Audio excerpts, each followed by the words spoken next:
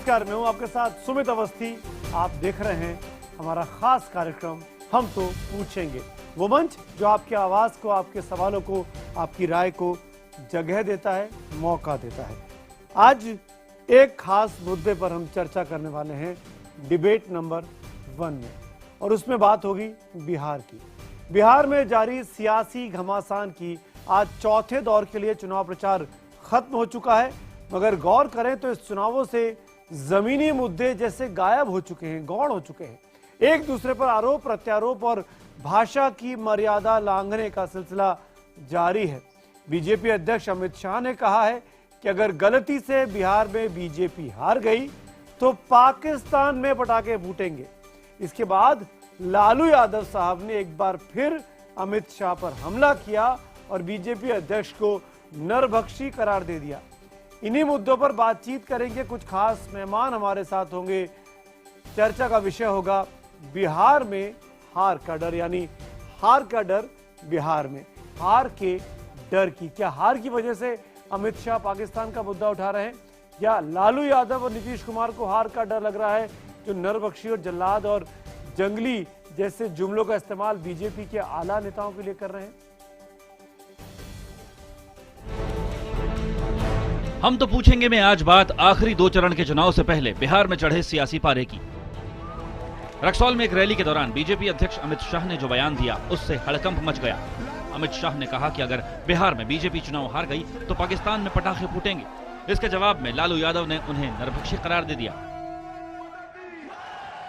गलती से भी अगर भारतीय जनता पार्टी बिहार में हार गई तो जय पराजय तो बिहार में होगी, पटाखे पाकिस्तान में जाकर जलेंगे। अमित शाह नरभक्षी जो है, भाजपा का जो अध्यक्ष है, ये बिल्कुल पागल हो गया है। सब बिहारी लोगों, सब हिंदू हो या मुसलमान, सबको, दलित हो महादलित, सबको पाकिस्तानी करार दिया है ये आदमी। बयानबाजी के बीच बिहार में चुनावी घमासान को आगे बढ़ाते हुए दोनों खेमे एक दूसरे के खिलाफ चुनाव आयोग पहुंचे। महागठबंधन अमित शाह के बयान और बीजेपी के पोस्टरों के खिलाफ चुनाव आयोग से मिला, तो उनसे पहले बीजेपी नेताओं ने महागठबंधन के खिलाफ शिकायत कर दी। बीजेपी के मुताबिक लालू ने अमित शाह के लिए जिन शब्दों का इस्तेमाल किया वो गलत है। बहरहाल आखिरी चरण के चुनाव से पहले और सियासी पारा कितना चढ़ा ये भी देखिए। पीएम मोदी ने घोटालों का नाम लेकर नीतीश कुमार पर निशाना साधा और 80 सेकंड में 33 घोटाले गिनवा गए, तो वहीं विरोधियों ने उन पर जाति कार्ड खेलने के लिए हमला किया। हालत तो देखिए, अभी टीवी पर कैमरा पे रुपये लेते हुए लोग पकड़े गए कि नहीं पकड़े गए? ये नीतीश बाबू के साथीदार थे कि नहीं थे? उन्हीं की मंत्री परिषद के मंत्री थे कि नहीं थे? क्या ये कम अपराध है क्या? उन्होंने जनसभाओं में कहा है कि मैं पिछड़ा जाति का हूं, इसलिए वोट दो भारतीय जनता पार्टी को। ऐसा ही जब श्री लालू प्रसाद जी ने कहा तो उनके खिलाफ एफआईआर दर्ज होगी। रैलियों में वोटरों को लुभाने के लिए सियासी दल तरह तरह की बातें कर रहे हैं, एक दूसरे पर आरोप लगा रहे हैं, खुद का दामन दूसरे से ज्यादा साफ बता रहे हैं। ऐसे में क्या अमित शाह का पाकिस्तान में पटाखे चलाने वाला बयान बीजेपी को फायदा दिलवा पाएगा? इसलिए हम तो पूछेंगे, अमित शाह के पाकिस्तान वाले बयान के बाद क्या वोटों का ध्रुवीकरण होगा? तो आज का हमारा सवाल एक बार फिर जरा ध्यान से सुनिए, क्योंकि एसएमएस के जरिए आपको इस कार्यक्रम के साथ जुड़ना है कि क्या अमित शाह के पाकिस्तान वाले बयान के बाद बिहार में वोटों का ध्रुवीकरण होगा? हाँ के लिए IBN 7 स्पेस देकर Y लिखिए, ना के लिए IBN 7 स्पेस देकर N लिखिए, और अपनी राय 51818 यानी 51818 पर एसएमएस कर हम तक पहुंचाएं। #HTP और #BattleForBihar के जरिए भी आप ट्वीट कर अपनी राय हम तक भेज सकते हैं। हमारे फेसबुक पेज IBN खबर के जरिए भी आप हमसे जुड़ सकते हैं। इस कार्यक्रम के दौरान आपकी राय को जरूर शुमार किया जाएगा। अब मेहमानों का परिचय कराते हैं। भारतीय जनता पार्टी के प्रवक्ता डॉक्टर संबित पात्रा, कांग्रेस की प्रवक्ता डॉक्टर रीटा बहुगुणा जोशी, जेडीयू के नेता अली अनवर साहब जो कि सांसद भी हैं, वरिष्ठ नेता, और साथ में हम पार्टी के प्रवक्ता दानिश रिजवान साहब मेरे साथ जुड़ रहे हैं। 45 सेकंड ओपनिंग रिमार्क्स को लेके और फिर उसके बाद डिबेट को ओपन करूंगा। सबसे पहला सवाल दानिश रिजवान, मैं आपसे पूछना चाहूंगा, पहले 45 सेकंड में क्या वोटों के ध्रुवीकरण की नौबत आ गई है चुनाव को जीतने के लिए। आखिरकार क्यों इस तरह के जुमलों का इस्तेमाल किया जा रहा है जहां पे निजी आक्षेप और पर्सनल टिप्पणियां ज्यादा दिखाई दे रही हैं? देखिए सुमित जी, सबसे महत्वपूर्ण बात यह है कि जिस तरीके की बातें लगातार बिहार की सियासत में चल रही थी और जो भी बातें कही अमित शाह जी ने वो बिल्कुल सही कही है। जिन क्षेत्रों में चौथे और पांचवें चरण में मतदान होना है उन क्षेत्रों को तमाम न्यूज चैनल्स तकरीबन 2 साल पहले ये कहते थे कि आतंकवादियों की विशेष पनाहगाह बन गई है वो क्षेत्र। तो अमित शाह जी ने उन क्षेत्रों को लोगों को बताने का काम किया है कि नीतीश कुमार जी किस तरीके से आतंकवादियों का सेफ जोन बिहार को बनाते जा रहे हैं। और जब 2013 में भटकल की गिरफ्तारी हुई तो बिहार सरकार ने उससे पूछताछ करने की भी सहमति नहीं उठाई।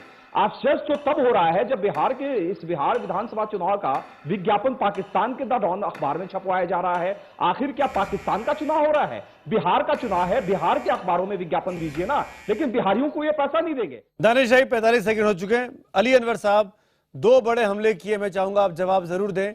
पाकिस्तान के डॉन अखबार में आपका विज्ञापन छप रहा है और जिस इलाके में चुनाव होने हैं वो आतंकियों के लिए एक तरीके से वो प्रयोगशाला बना हुआ है, तमाम आतंकियों का गढ़ बनता जा रहा है। अली अनवर, देखिए सुमित जी, पहली बात जो आपका मौजू है कि ये डर गए हैं कि चुनाव में उनकी करारी शिकस्त होने वाली है, बौखलाहट में इस तरह का बयान दे रहे हैं, बिना सिर पैर की बात कर रहे हैं और इसके पीछे मकसद है सांप्रदायिक ध्रुवीकरण करना। लेकिन मैं आपको बताऊं कि ये बहुत तब ज्यादा फ्रस्ट्रेटेड हुए हैं जबकि दशहरा और मुहर्रम दोनों इनको बहुत इनका मन था कि इस अवसर पर बदअमली फैले और ताकि बदगुमानी फैले, ताकि ध्रुवीकरण आपसे आप हो जाए। वो नहीं हुआ, इसीलिए ये बौखलाए हुए हैं। अपना अमोघ अस्त्र इन्होंने 45 सेकंड हो गए। अली अनवर साहब, मैं लौटूंगा दोबारा आपके पास। आपने मेरे दोनों मुद्दों का जवाब नहीं दिया, दानिश रिजवान के दोनों आरोपों का जवाब नहीं दिया। उम्मीद करता हूं आने वाले वक्त में आप जरूर देंगे। संबित पात्रा, अमित शाह साहब को यह क्यों लगता है कि अगर चुनावों में जेडीयू आरजेडी जीत गए तो पाकिस्तान में खुशियां मनाई जाएंगी? क्योंकि आरोप यह लग रहा है आपकी पार्टी पर कि आप तो पाकिस्तान के साथ दोस्ती करना चाहते हैं, आप तो पाकिस्तान को न्योता देते हैं, पाकिस्तान के साथ सॉफ्ट कॉर्नर रखते हैं, फिर आप क्यों इस तरह की बातें कर रहे हैं? संबित पात्रा। नहीं, पाकिस्तान के साथ सॉफ्ट कॉर्नर नहीं, पहली बार इसी सरकार ने रेड लाइन क्या होता है, किस लक्ष्मण रेखा को पाकिस्तान न लांघे, ये इस सरकार ने दिखाया है। और आपको याद होगा जब एनएसए लेवल टॉक पाकिस्तान ने निरस्त किया था तो पाकिस्तान के विदेश मंत्री ने जो प्रेस वार्ता किया था उसमें कहा था कि अब मोदी जी वहां के प्रधानमंत्री हैं, अब मोदी जी डिक्टेट करते हैं किस प्रकार से बातचीत होगी। स्वाभाविक रूप से हम स्ट्रांग हैं, इसलिए पाकिस्तान में एक तरह की कुलबुलाहट है। दूसरी बात है, दिल्ली में जब दुर्भाग्यवश बीजेपी हारी थी तो आप तमाम चैनलों ने वो दृश्य दिखाया था पाकिस्तान का जहां आतिशबाजी पाकिस्तान में हुआ था। पाकिस्तान मोदी जी से डरा हुआ है और उनके जो हमसफर हैं, ये निकाला पार्टी, निकाला मतलब नीतीश कुमार, कांग्रेस और लालू प्रसाद यादव, उनके हमसफर 45 सेकंड हो गए। संबित, निकाला आज का आपका जुमला है, आपने कई जगह कहा, बोला निकाला।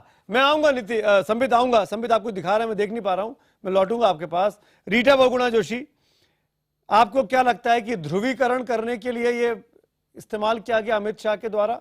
और अगर ध्रुवीकरण होता भी है तो क्या कांग्रेस को इसका फायदा नहीं पहुंचेगा?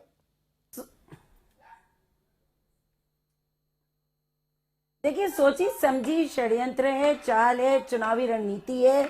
इसी का इस्तेमाल इन्होंने 2014 में करने की कोशिश की थी। मोदी जी विकास की बात करते रहे और अमित शाह जी इसी तरह की बात करते रहे। मुजफ्फरनगर में कहा बदला लेने का टाइम आ गया। फिर उन्होंने चुनाव के पहले कहा कि 2 तरह के लोग हैं हिंदुस्तान में, एक जो मोदी के साथ हैं और एक जो आतंकवादियों के साथ हैं, और जो आतंकवादी के साथ है उनका मक्का मदीना पाकिस्तान है, वो पाकिस्तान चले जाएं। उन्होंने ये भी कहा कि ऐसा क्यों है कि हिंदुस्तान में जो हमारा आतंकवाद है वो एक ही समुदाय के साथ जुड़ा है। और अब प्रधानमंत्री जी का बार बार कहना, हिंदुओं को डराना कि अगर ये जीत गए तो आरक्षण का 5% निकाल के उनको दे देंगे। देखिए, ध्रुवीकरण नहीं है तो क्या है, ये सीधे रीटा जी 45 सेकंड हो गए। मैं डिबेट को ओपन करता हूं। मेरे पास ये 24 अगस्त 2005 का, जब नीतीश कुमार जी केंद्र में हुआ करते थे, सांसद हुआ करते थे, उस वक्त का भाषण है। संसद की प्रोसीडिंग से निकाला हुआ। सुप्रीम कोर्ट के ऑब्जर्वेशन पर संसद में बहस हुई थी। अली अनवर साहब, ये सवाल मेरा आपसे है, इसमें माननीय नीतीश कुमार जी साफ तौर पर कहते हैं, जो बात आज प्रधानमंत्री ने अपनी शायद रैली में कहा भी, कि जो बात आरक्षण का 5-5% का कोटा लेकर दे दिया जाएगा एक खास तबके को, ये बात नीतीश कुमार ने अपनी स्पीच में बोली भी है। आप चाहे तो मैं पढ़ के सुना सकता हूं। अली अनवर साहब, आप तो जानते भी होंगे, क्या ये बात सच है? क्या आप इस बात पे अमल करते हैं आज भी? देखिए, पहली बात सुमित जी ये है कि हम लोग धर्म के आधार पर किसी तरह के आरक्षण के खिलाफ हैं, लेकिन जो धर्म के आधार पर भेदभाव किया जा रहा है आरक्षण देने में, वो भी खत्म होना चाहिए। नीतीश कुमार जी ने कहा था लोकसभा के, जब वो मेंबर थे, कि इंसान की सामाजिक स्थिति, आर्थिक स्थिति, धर्म बदलने से, धर्म परिवर्तन से इंसान की सामाजिक स्थिति में बदलाव नहीं होता है, ये बात कहा था। और इस आधार पर कहा था कि मुसलमानों के अंदर, ईसाइयों के अंदर, दोनों बात कहा था, जो दलित की तरह की जातियां हैं, मुस्लिम मोची है, हलालखोर है, मुस्लिम भंगी है, भटियारा है, गधेड़ी है, इस तरह की जो जातियां हैं, ईसाई में भी हैं, उनको भी जो धर्म के आधार पर उनको वंचित किया तो गया बात है। कही थी पहले सिखों को भी, सुन लीजिए पहले पूरी बात, सिखों को भी कभी वंचित किया गया था, कभी नौ बौद्धों को भी वंचित किया गया था। क्या ये पार्टी का नीतीश कुमार जी ने कहा, मैं पढ़ दे रहा हूं, शब्दशः कोट कर दे रहा हूं अली अनवर साहब, अध्यक्ष महोदय, किसी धर्म निरपेक्ष का कन्फाइन नहीं होना चाहिए, यह आस्था का प्रश्न है। उसमें भी सरकार को आगे बढ़कर जो अनुसूचित जाति में आने लायक मुस्लिम जमात की जातियां हैं, उनको भी अनुसूचित जाति का दर्जा दिलाए जाने के लिए आपको आवश्यक विधेयक लाना चाहिए। उसके बाद वो समझाते हैं बढ़ा करके कहीं नहीं बोला उन्होंने, 50% से बढ़ाया भी जा सकता है। मैं नहीं पढ़ पा रहा हूं इस स्पीच में, उन्होंने आरक्षण से बढ़ाने की बात नहीं की है। अली अनवर साहब, गीता का वाक्य है कि कुरान का है, मैं इसीलिए, राज्यों में 79% तक आरक्षण है, बिल्कुल है, उन्हीं के कई राज्यों में, इसीलिए प्रधानमंत्री ने मुद्दा उठाया। संबित पात्रा जवाब दीजिए। सुनिए, ये कई राज्यों में है, देखिए आज जो डिबेट है ये और बहुत महत्वपूर्ण मोड़ में आके खड़ा है। एक सेकंड सुन लीजिए, पूरा हिंदुस्तान देख रहा है इस डिबेट को। आज पहली बार जेडीयू के राष्ट्रीय प्रवक्ता और सांसद ने माना है कि वो दलितों के रिजर्वेशन को छीन करके, उसको चुरा करके, वो किसी और वो ये कह रहे हैं बढ़ा करके, संबित को कह रहे हैं बढ़ा करके, छीनने की बात नहीं कर रहे, बढ़ाने की बात कर रहे हैं। उसको आप रंगनाथ कमीशन कमेटी के रिकमेंडेशन के साथ जोड़ के देखिए। रंगनाथ कमीशन, रीता जी बैठी है, रीता जी की पार्टी ने रंगनाथ कमीशन कमेटी के रिपोर्ट को टेबल किया पार्लियामेंट में, और उसने कहा है कि 8.4% जो है वो दलितों से रिजर्वेशन वापस ले लीजिए और इसे आप मुस्लिम समाज को दे दीजिए। कहा है कि नहीं? सलमान खुर्शीद जी ने जब यूपी में चुनाव हुए थे, उस समय जब उनकी धर्मपत्नी लड़ रही थी, उन्होंने कहा था कि 17% ले लीजिए और 17% दलितों से छीन करके आप मुस्लिम समाज को दीजिए। यही तो हम कह रहे हैं। रीटा जी जवाब दीजिए। आप जो दलित आपकी पार्टी में बात करती रही है, दलितों के अधिकार को छीनना चाहते हैं। संबित सुनिए, रीटा जी जवाब दे रही है। हाउस में बोल रहे थे, जब तक नीतीश कुमार आपके साथ रहे तब तक वो तुष्टीकरण नहीं कर रहे थे, जब तक नीतीश कुमार इनके साथ रहे तब तक वो तुष्टीकरण नहीं कर रहे थे, अब तुष्टीकरण करने लगे। आप ही ने कहा था, आपकी पार्टी ने, कि इससे बेहतरीन मुख्यमंत्री हिंदुस्तान में नहीं है, और आज आप कह रहे हैं कि उनका कार्यकाल जो था वो तुष्टीकरण का था, गलत था, टेररिस्ट को बढ़ावा दे रहा था, और अब इसलिए उनको हारना चाहिए। क्यों आप ऐसी बात कर रहे हैं? हमने माना नहीं। और 2013 में यासीन भटकर पिट गए, इस एजेंडा में तो आप पिट गए, आप सब कुछ झूठे साबित हो गए। अब प्रधानमंत्री जैसा व्यक्ति इस देश को तोड़ने की बात कर रहा है, प्रधानमंत्री ये संवैधानिक विषय है। आप सदन में बात करिए, आप पब्लिक प्लेटफॉर्म से रीटा बहुगुणा जोशी बोल रही है, मैं सबको मौका दूंगा, एक एक करके बात करते हैं। आप लोगों को, भारतीय जनता पार्टी को, लेकिन रीटा जी क्या आप इस बात से इनकार कर सकती है सलमान खुर्शीद के उस भाषण से जिन्होंने 14 के लोकसभा चुनाव के पहले दिया था? उस बात से इनकार कर सकती हैं आप? व्यक्तिगत, देखिए व्यक्तिगत भाषण कोई भी कुछ दे सकता है। नहीं। सलमान खुर्शीद उस वक्त देश के कैबिनेट के मंत्री थे। सरकार थी दिसंबर 2011, 22 दिसंबर 2011 को हमने कभी अपने भी मैनिफेस्टो में 4.5% रीटा जी ये सवाल कांग्रेस के लिए इसलिए भी मौजूद है कि आपके मुख्यमंत्री ने आंध्र प्रदेश में सबसे पहले धर्म के आधार पर आरक्षण दिया कि नहीं दिया? वाईएसआर ने बताइए, आरक्षण की देने की शुरुआत धर्म के नाम पर कहां हुई? ये अलग है, आप डरा रहे हैं। मोदी जी अमित शाह वहां दलितों को ये समझा रहे हैं कि तुम्हारे कोटे में से ले लिया जाएगा। अब जब सुप्रीम कोर्ट ने कह दिया कि आप धर्म के आधार पर तो कहां से लिया जाएगा? आप समझाइए ना, कहां से लिया जाएगा? कॉन्स्टिट्यूशनल इशू सदन में, आप सदन में डिस्कस करिए, आप पार्लियामेंट बेस पे बात करिए, चर्चा करिए, लोगों को बताइए। हम लोग चुनाव के बहुत महत्वपूर्ण मोड़ पे खड़े हैं और बिहार के वोटर को समझाना जरूरी है कि दोनों नेताओं के, दोनों पक्षों के मन में क्या चल रहा है। बीजेपी क्या सोचती है, महागठबंधन क्या सोचता है? दलितों से ले लीजिए, ये आप दलितों को मुसलमानों के सामने खड़ा कर रहे हैं, आप उन्हें भड़का रहे हैं। भड़काना बंद करिए, अपनी ताकत पे जीतने की कोशिश करिए। भड़का क्यों रहे हैं? आप कहाँ है दलितों आपके का वादे? अधिकार मारने का प्रयास कर रहे हैं, तो हम कहाँ बताएंगे। महंगाई कम हो, कहाँ रोजगार, कहाँ किसानों का बंद हुआ, किसानों का सिलसिला बंद कहाँ हुआ? एक सवाल का जवाब दीजिए, फिर मैं दानिश के पास जाऊंगा।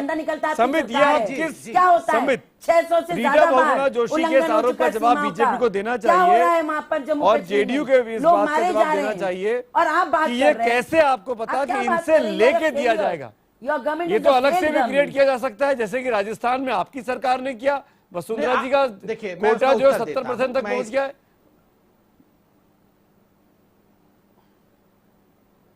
देखिए, सुप्रीम कोर्ट का रूल है कि 50% से ऊपर जाएगा तो सुप्रीम कोर्ट उसको स्ट्राइक डाउन करती है, बिकॉज कॉन्स्टिट्यूशन का जो बेसिक इथॉस है वो हर्ट होता है। 1950 का जो पार्लियामेंट्री जो प्रेसिडेंशियल ऑर्डर है, प्रेसिडेंशियल आपको पता है ना कितना है, से कहती है कि जो रिजर्वेशन है वो शेड्यूल का। राजस्थान में वसुंधरा राजे ने कितना आरक्षण दिया है? 69%। ये जो मैं तो रंगनाथ कमीशन रिपोर्ट जो कांग्रेस ने टेबल किया है पार्लियामेंट पे, उसके आधार पे कह रहा हूं, उन्होंने एक्सेप्ट किया है, टेबल किया है, उस पे बड़े स्पष्ट लफ्जों में कहा गया है कि आप दलितों से 8.4% ले लीजिए और उसको आप मुस्लिमों को दे दीजिए।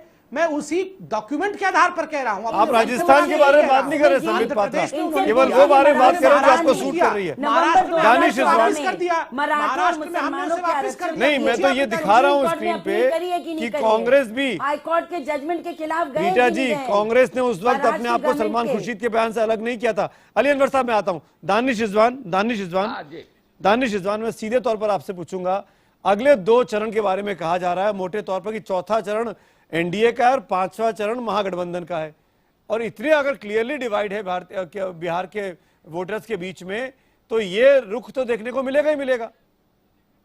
क्या आप भड़काएंगे, क्या आप उकसाएंगे, क्या आप? देखिए, एक चीज बोलिए आप बोलिए।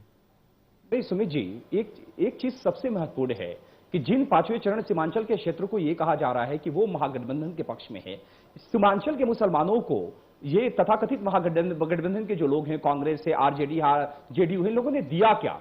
आज आप सीमांचल के क्षेत्र में जाएंगे तो अगर पटना में सरकारी स्कूलों की तादाद 500 है तो सीमांचल के क्षेत्र में 100 भी नहीं है। ये वहां के एजुकेशन का स्तर है। मदरसों की तादाद वहां पे ज्यादा है, जहां जो गरीब बच्चे हैं वहां तालीम ले रहे हैं। सबसे शर्मनाक पहलू यह है कि उस इलाके की गरीबी ऐसी है कि वहां के 50% लोग दूसरे इलाकों में जाकर काम कर रहे हैं। तो हमने वहां के लोगों से डिमांड कही है, अपनी भाषण में भी हम लोग कह रहे हैं कि एक बार मौका देकर देखिए। आपने 68 साल तक महागठबंधन के लोगों को चुना, आज रिलीजन के आधार पर ये लोग सिर्फ डराने का काम करते हैं कि अगर हमें वोट नहीं दीजिएगा तो भाजपा आ जाएगा। और आज भी तो आप सरकार में थे, तब आपको सीमांत अली अनवर साहब दिख रहे थे। अली अनवर साहब, ऐसा है कि 68 साल का जो आप कांग्रेस ने पाप किया है, उस पाप का भोग बिहार की जनता भोग रही है। आप अपनी बात करिए, पाप है अभी तक हम लोग वसूल रहे हैं। अली अनवर साहब, मैं आपसे पूछना चाहूंगा, अगर आज आप आरक्षण के आए मुद्दे तो पर ये स्पेसिफिकली खराब हो बात गए, की टेररिस्ट जाए, हो गए। स्पेसिफिकली आरक्षण हाँ, के मुद्दे बिल्कुल, पर, बिल्कुल। तो आ रहे हैं। आपको हमको लगता है बोल- कि सुमित जी। भारतीय जनता पार्टी ने, प्रधानमंत्री ने अपनी रैली में जो कहा उससे बीजेपी को फायदा होने वाला है, और ये जो आपका भाषण है नीतीश कुमार का, ये आपको नुकसान पहुंचा सकता है? देखिए, बीजेपी सांप्रदायिक राजनीति से लेके जात की राजनीति सब कर रही है छटपटाहट में, और बिहार के लोग इनके बहकावे में नहीं आने वाले। देखिए, जहां तक संविधान की बात है, संविधान में धर्म के आधार पर आरक्षण की कोई व्यवस्था नहीं है। बात रंगनाथ मिश्रा कमीशन की हो रही है। रंगनाथ मिश्रा कमीशन ने भी ये कहा है, सच्चर कमेटी ने भी ये कहा है कि मुसलमानों में भी दलित हैं, ईसाइयों में भी दलित हैं, उनके साथ जो इंसाफ तो कहां से नहीं दिया हो जाएगा? रहा ये है, तो संबित धर्म पात्रा के- पूछ रहे हैं धर्म के आधार पर 50% के ऊपर दे नहीं बढ़ाया सकते, जा सकता है। धर्म के नाम पे नहीं दे सकते, बढ़ाया जा तो सकता कहां है। से दिया जाएगा? सुप्रीम कोर्ट का नहीं सुप्रीम रघुनाथ कोर्ट कमीशन का रिपोर्ट कोई ने इसमें रूलिंग, कहा है कि 8.4% उसी से ले लीजिए, सुप्रीम दलितों कोर्ट का का- रिजर्वेशन कम कर दीजिए, ये कहा है रंगनाथ कमीशन रिपोर्ट में। पढ़िए नहीं इसको। नहीं, कहीं नहीं कहा है, आपने नहीं पढ़ा है। नहीं, मैं आपको चैलेंज चुनौती करता हूं देता सर, हूं। मैं पढ़ के बैठा हूं यहाँ पे। नहीं, 8.4% should be reduced from the नहीं, reservation नहीं। that is being given to the scheduled caste and scheduled tribe and should नहीं, be given soon to the लीजिए Muslim बात। Dalits and Christian। ये दलितों लिखा हुआ का है 5। सुन लीजिए, उसने कहा है, 7% उसने जो सुन है लीजिए। वो 10% मुस्लिम के अरे भाई, लिए, आप सुन 5% फॉर अदर माइनॉरिटीज। संबित सुन लीजिए, संबित सुन लीजिए। संबित, आपने अपनी बात कही, आपने आंकड़ों के आधार पे कही। 4% लेने की अली बात अनवर की है। साहब को रिवर्ट करने दीजिए, जवाब देने दीजिए। अली अनवर साहब जवाब दीजिए, मुझे वाइंड अप भी करना है। अली अनवर साहब, पहली बात, पहले सिद्धांत की बात यह है, उसने ये कहा है कि धर्म के आधार पर आरक्षण देने में कोई भेदभाव नहीं होना चाहिए। मुसलमानों में भी दलित हैं, ईसाइयों में भी दलित हैं, और उसने ये बताया है कि उसको बढ़ाया भी जा सकता है। कई ऑप्शन दिए हैं। नहीं, लेकिन एक कहीं ना ऑप्शन कहीं जो इसमें कह रहे हैं संदेह वो- की स्थिति बनी हुई है, क्योंकि सुप्रीम कोर्ट का यह भी आदेश है कि 50% के ऊपर नहीं जाना चाहिए। अली अनवर साहब, ये सवाल मेरा उसको आपसे बदला जा सकता है। कैसे बढ़ा जा सकता बदला है? जा सकता है। एक मानता के नाम पे constitutional बांट रहे हैं, party धर्म के है, नाम पे बांट रहे हैं, सुप्रीम कोर्ट के against मुसलमानों जाके की बात बात कर रहे है, हैं। उसको बदलना चाहिए। तो अब तक क्यों नहीं बदला? उसको अब तो बढ़ाना सरकार में रहे चाहिए। किसी ना किसी बहाने से। नीतीश उसको कुमार बढ़ाना किसी ना किसी चाहिए। बहाने से सेंट्रल गवर्नमेंट केंद्र में भी रहे, राज्य में भी रहे, आप ये नहीं दलितों बदला। का अधिकार नहीं, नहीं, छीनना ये चाहते दिल्ली हैं सरकार अली का अनवर मामला साहब, है। ये अच्छी बात नहीं है। दिल्ली ये सरकार दलितों का अधिकार मामला, हम छीनने नहीं देंगे। आप लास्ट, अरे आपके बहकावे में दलित नहीं आने नहीं, वाला लास्ट- है।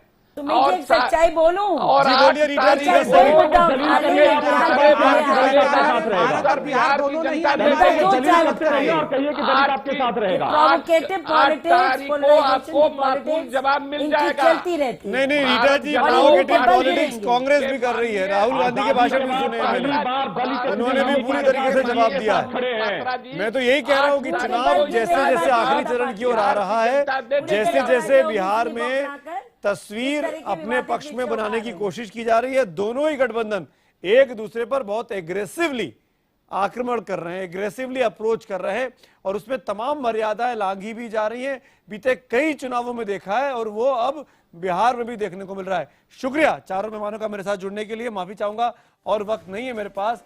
अब वक्त हो चुका है एसएमएस पोल का। हमारा सवाल था, अमित शाह के पाकिस्तान वाले बयान के बाद क्या बिहार में वोटों का ध्रुवीकरण होगा? 45% दर्शक हाँ में कहते हैं, 55% दर्शक ना में जवाब देते हैं। यानी लगभग राय बराबर सी नजर आती है। हालांकि मोटे तौर पर लोगों का यह कहना है कि इससे ध्रुवीकरण नहीं होगा। यानी आप समझ सकते हैं कि किस तरीके से वोटरों के मन में भी, दर्शकों के मन में भी एक उहापोह की स्थिति है बिहार के नतीजों को लेकर, बिहार के परिणाम को लेकर। इसीलिए हमने इस कार्यक्रम का नाम दिया था बिहार का डर।